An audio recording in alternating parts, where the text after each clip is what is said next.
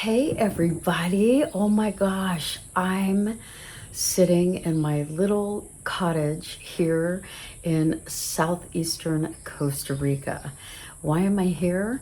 Because I decided to take my soul wide open life philosophy to the next level and go on my very first international solo adventure.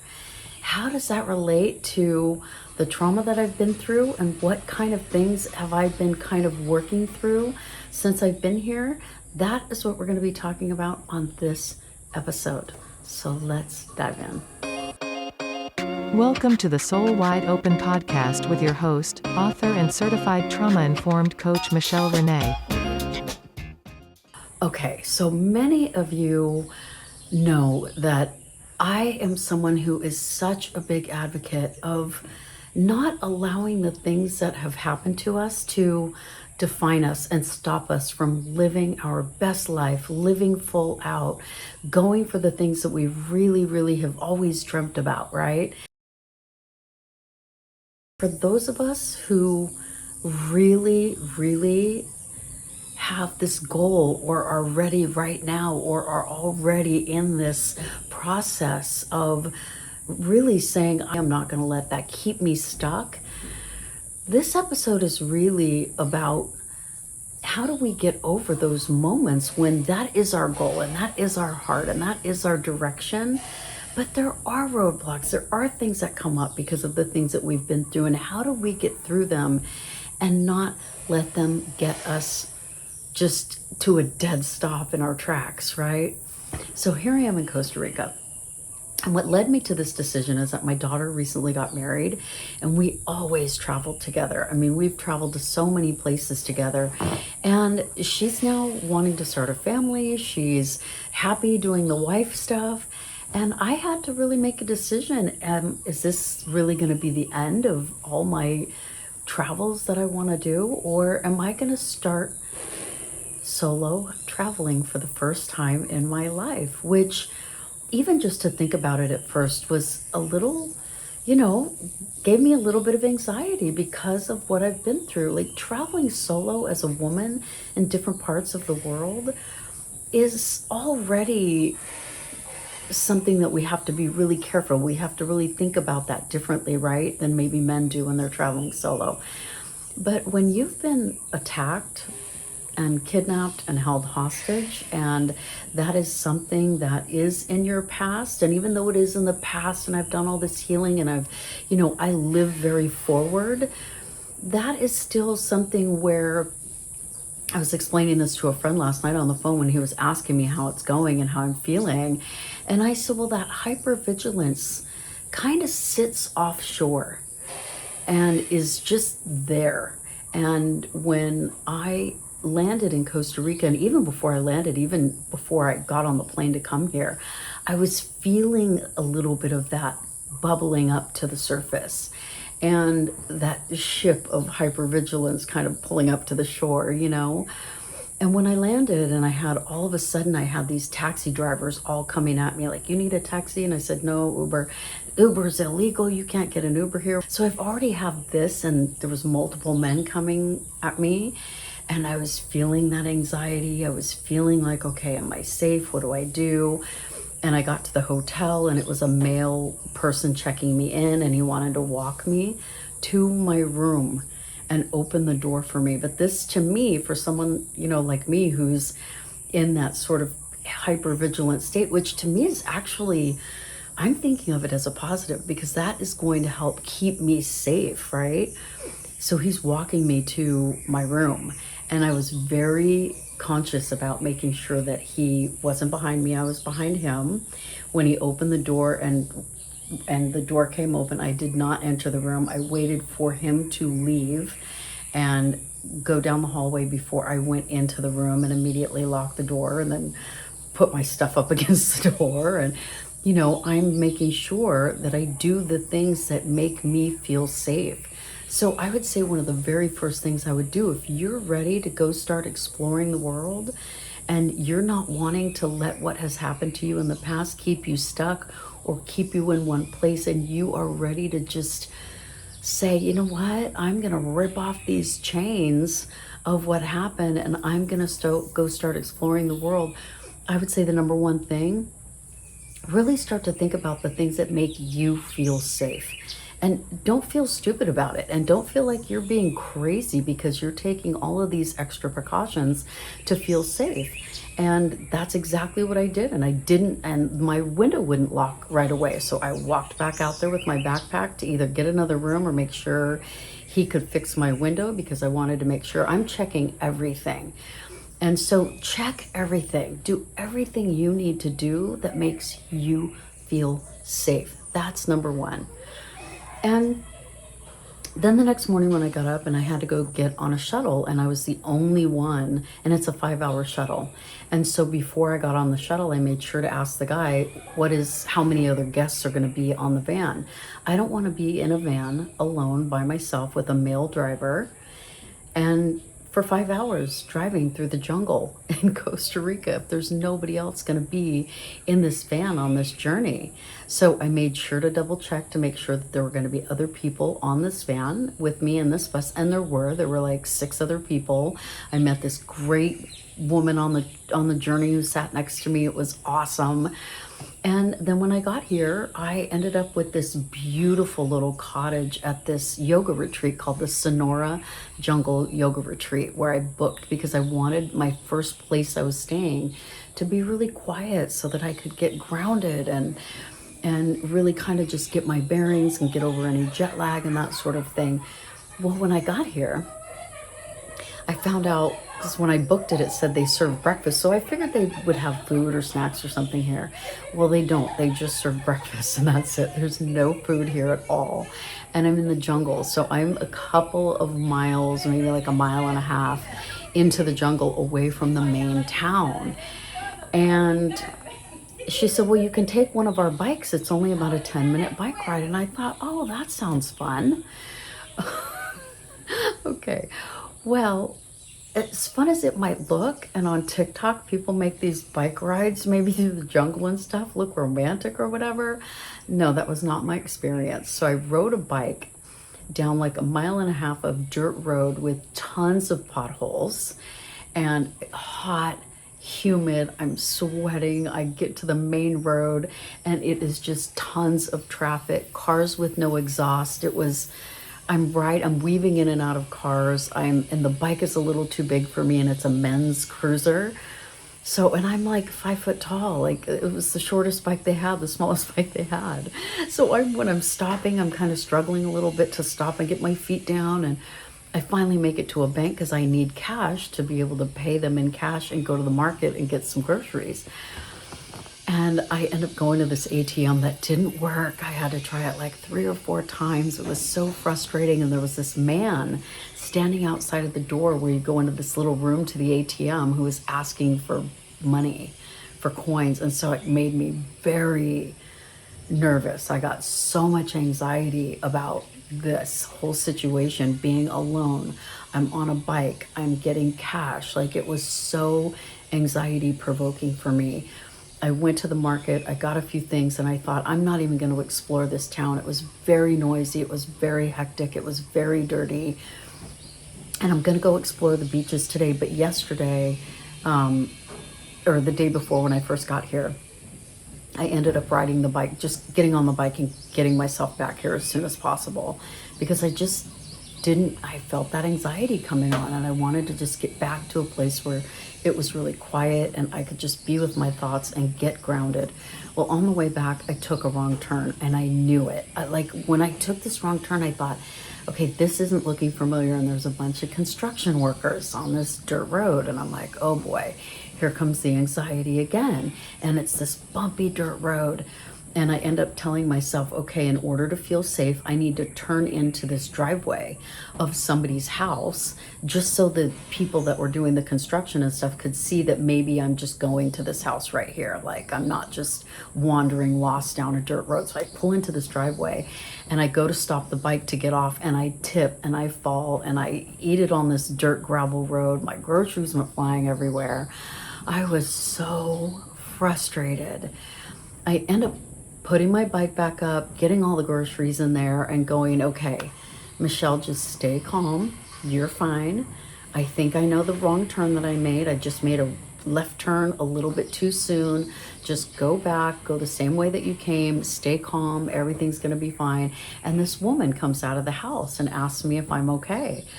And I tell her what's going on, and she gets on her bike and says, come on, I'll show you where to go. I know where your little retreat place is. And so you feel better. I'll just make sure that I take you to the end of the road, where I just needed to go left and keep going. Where I took the wrong road, it took me right where I was supposed to go. But by then I was so frazzled, and I scraped my elbow and I bruised my knee. And by the time I got back to this retreat, I just was like, I have, number one, no desire to ever do that again. Riding a bike in an undeveloped area through the jungle on dirt roads, no, that's never happening again. But what I did really understand was that when I'm traveling, and when I'm traveling solo, and this is my very first solo trip, so this is all new for me. Bria is usually with me, and she's usually checking things out, and you know, we're usually together, and it's not as anxiety provoking, even though it was when we traveled together before, because I'm like not only traveling, you know, two women, but I need to protect my daughter. So that was something that I didn't have to think about this time. And she can't really ride a bike like that. So that was another thing. I was like, oh, I can finally ride a bike, right? And it just was not anything I envisioned or expected. But when I got back, and I ended up just saying, I'm just going to go in the pool. I need to reset my nervous system. And I'm not going to leave this property again until I'm settled and I feel good, and just reset my nervous system and give myself some time to just breathe.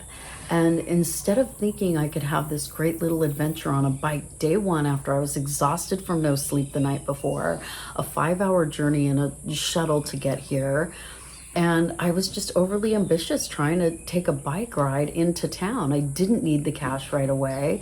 I really didn't need the snacks. I could have ordered delivery food from this one guy that the owners here at reception sent me his information on WhatsApp. So, but I thought, you know, I'm just going to go get cash. I want to get them paid. They're like, no, pay tomorrow. They were so cool about it. But of course, I'm like, I want to get this paid. I want to get groceries. I want to da da da da da. You know, I'm like I am, you know, back in the States at home and working. Okay, I got to get this done. I got to get this done. I got to get this done. I didn't give myself even a second to just unwind, relax, and get grounded. And because I didn't do that and take care of that first, I ended up in this frustrated state, just sweating and miserable, and crashing the bike and getting back here and just going in the pool and resetting is what I just should have done in the first place. So I don't know, I would say if you're solo traveling, plan, number one, do everything you can to make sure that you feel safe, like I did at the ATM place. I waited for another woman to be there with me in the room that takes 2 people instead of 1 person. Like, there were all kinds of things that I did to make sure that I was feeling safe the whole time. And when that little anxiety came up where I wasn't feeling safe, and when I'm riding through the jungle and I saw, you know, the construction workers, like I'm pedaling faster, you know, and going, okay. And I'm constantly just talking to myself going, you're safe. Just get to where you're going, 1 breath at a time, 1 pedal at a time, deep breaths, you got this. And I would say number 2 is plan to get yourself grounded first. I didn't pack any snacks or anything to bring with me, and I should have done that. Like, pack some bars, pack any little thing that you can. Of course, I packed tea, but I didn't pack like any protein bars or anything like that, just in case I needed those. And I could have grabbed some of those at the airport before I got on the shuttle, but I was just trying to like be there on time, don't miss the bus. But give yourself time and space within your luggage, which I don't recommend bringing a lot of luggage. I only brought a backpack with me, an Osprey backpack 35. And it's been actually perfect. It's been so perfect. I can't wait to show you guys how I pack. It's actually on my Instagram right now, how I pack a backpack for 20 days. and with these packing cubes and everything and how I organize it. I would love to give you guys those tips. Go to my Instagram _Michelle Renee _ follow my solo travel journey there, and you can see how I'll do a reel, so you can go back and look at my reel. I just did a story about it, but I'll do a reel on how to pack as a solo traveler. And yeah, just do everything you can to get yourself settled and your nervous system settled first, and do lots of examining of the area. Like, I didn't pay attention to the dirt road and all the potholes coming in here when the shuttle dropped me off. Like, just pay attention to all those little details. Now, to the second day, I said, I'm gonna just stay on site. I have my little snacks that I got that went flying that I ended up putting back in my basket in my bike and picking up from the road. And I'm just gonna relax and take a yoga class. I'm gonna meditate, I'm gonna journal. I have a candle that I brought candles, little tiny travel candles with me. I brought incense with me because I like to create an atmosphere that I really, really love anywhere that I go. So number 3, pack things that are going to make you feel at home. That gives you that sense of familiarity. That gives you that sense of, feeling safe, feeling grounded, feeling connected, within your body, within yourself. Take the time to meditate. Don't just be on the go, go, go, go, go all the time, right? So pack the things that are going to make you feel like you brought a little slice of home with you. For me, I brought a good book, I brought my journal, I brought travel candles, and I brought incense. And I light those in the morning, and I did it last night too. I set up my computer so I can get a little bit of work done here. And yesterday, I just made sure that it was a day where I just really grounded myself. And I went in the pool and I lounged in my bathing suit all day. It was amazing. That should have been my first day. But it wasn't. So I learned a lot from day 1. So I guess it shouldn't have been, but I'm glad that I learned everything that I did, because the next town that I go to, or the next solo travel adventure that I go on, like, these are the things that I'm going to be remembering so that I can make each next adventure that I go on by myself better and better and better and better and work better for me. And so yesterday was amazing, and I took a yoga class, and now today I decided today I'm going to venture out. I don't want my last memory of this place and the little town to be day 1. So I'm going to venture out. I'm going to go to the beach, but I'm going to be really smart about it. I want to take a Uber or a taxi to this place that's south of the town that's really hectic and dirty and noisy, and to a quieter area that I know is going to be much more my vibe. And I really want to experience the beaches and the little beach restaurants and some local foods and have a cocktail and just enjoy myself and have that replace in a way that first memory. I'm really big on that, like with the kidnapping, going back to the house where it happened and playing music and being outside and having music coming out of my car and overlooking the property that was my favorite place I've ever lived. And I wasn't going to let that one night ruin every single memory, and I wanted to go back and just play music and just remember the good times. So this is the same kind of thing. That's more of a neurocognitive, conditioning, and replacing those memories with something more positive is something that I'm really into. And so I'm going to go back, and I'm going to go to this little town, and I'm going to change that lasting memory of being in this little town to something far more positive. I feel so much more grounded. I feel so much more relaxed and at ease and ready to take on the day-to-day, keeping all those safety measures in play. I have the right kind of purse that's just on my person, on my body, around my body the whole time, taking a taxi, going to a quieter area, and getting recommendations from the owner on where to go eat, what some of the best places are, and making sure that, last tip, making sure that everybody, my best friends, my daughter, my brother, all have my location all the time, so they can check up on me, see where I'm at. And that is something else that just makes me feel safer, because I know they're always kind of looking to see where I'm at, making sure that I'm okay, checking up on me. And that's something else that just makes me feel really loved and looked after, even though I'm here, solo by myself in this gorgeous place. I know that I'm really not alone. And it's funny because people say that when you travel solo, you're never really solo. I've met some incredible people already, and I'm looking forward to meeting many, many more. So if you're somebody like me who's gone through and survived some really traumatic events in your life, but you don't want that to define you or keep you stuck, I want to encourage you to live with your soul wide open. Don't allow it to stop you from doing the things you really want to do and seeing the places you really want to see and experiencing the things you really, really want to experience. I encourage you to get out there, live full out, do everything you can to keep yourself safe. Make sure you ground yourself and get yourself really, really, really grounded. And be sure you pack the things that make you feel like you have a piece of home with you all the time, because that brings this sense of calm and familiarity into your life. And last but not least, number 4, make sure you share your location on your phone with everybody. That's it for now. Safe travels, everyone, and I look forward to seeing you on the next one.